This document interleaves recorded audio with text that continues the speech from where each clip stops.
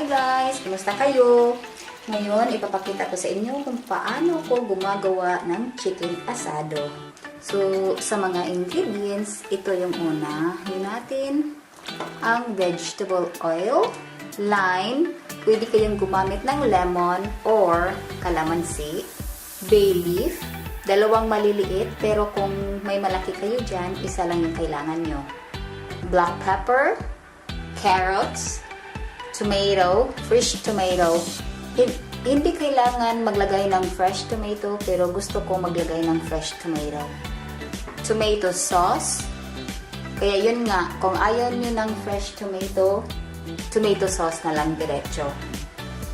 Onion, ang gamit kong onion is sweet onion. Asin or salt. Garlic. Soy sauce. And potato. Depende na sa inyo kung paano nyo i-cut yung potato nyo. At saka tubig. Gusto ko full of the bones yung chicken ko. So, kailangan natin ng tubig. And then, our chicken.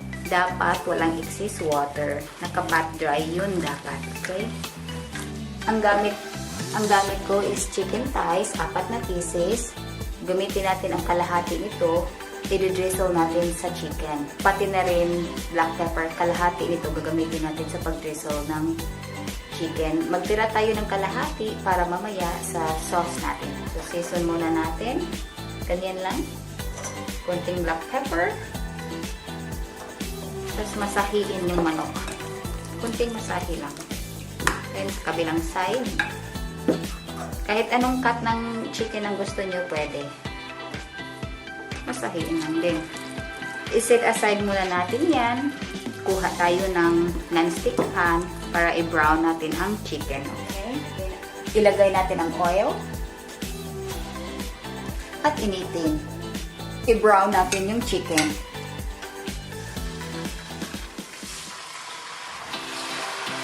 Iba-brown lang natin. Hindi natin lulutuin. I would say 3 to 4 minutes each side. Baliktarin na natin. Nag-brown na ang kabilang side. So, kukunin na natin siya at iset aside. Hinaan natin ang apoy sa medium-low kasi medyo galit. I-brown naman natin tong potato. Hindi talaga brown. Parang half-cook natin yung potato. I would say 3 to 4 minutes natin siyang iba-brown. Hindi natin siya lulutuin. Sa alala, half-cook lang. Ayan, half-cook na siya. Kukunin na natin siya at isit aside din. Ang carrots naman ang half-cook natin. Mga 3 to 4 minutes.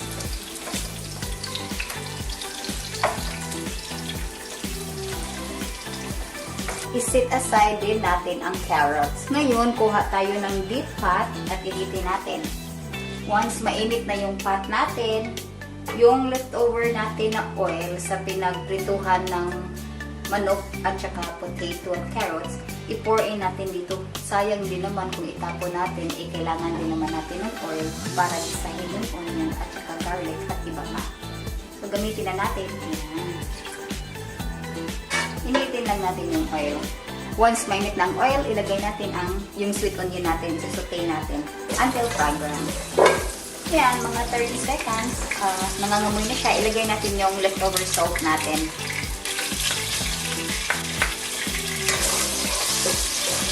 Aluin lang. Yan, look. Tapos masarap na. I-add na din natin yung garlic at gisahin ng mga 30 seconds or hanggang sa mangamoy. So, after 30 seconds, nangamoy na yung garlic natin. I-add natin yung tomato. Optional tong fresh tomato kasi nga may tomato sauce na tayo. Nagdagdag lang ako ng tomato kasi gusto ko may fresh tomato dyan. But you can skip this and just use the tomato sauce. And gisahin ko lang din yan hanggang sa lumambot yung tomato. Takpan natin para madaling maluto yung tomato.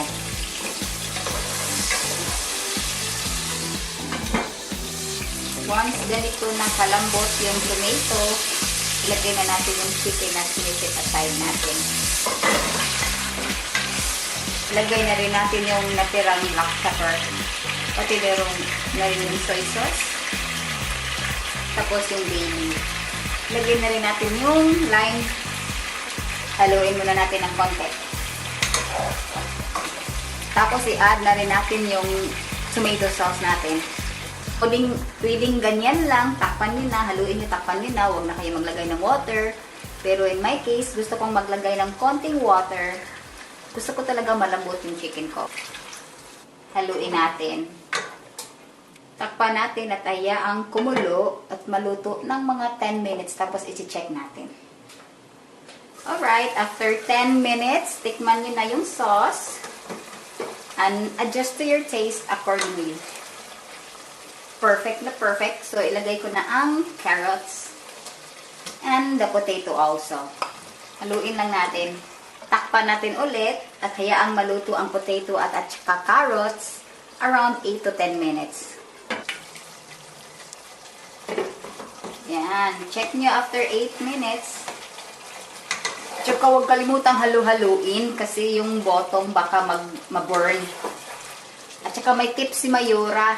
Kapag na-excite sa paglagay ng lemon or lime or calamansi, huwag magpanik.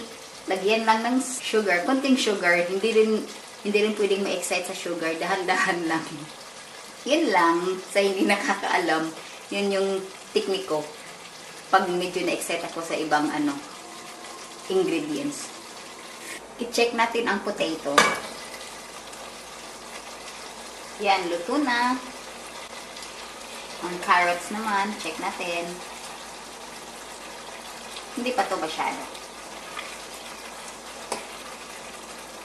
Pakukuluan ko pa ng 5 minutes.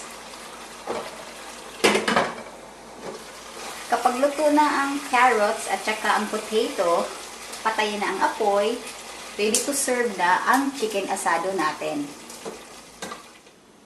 Ito na ang chicken asado natin. Napakadali lang lutuin.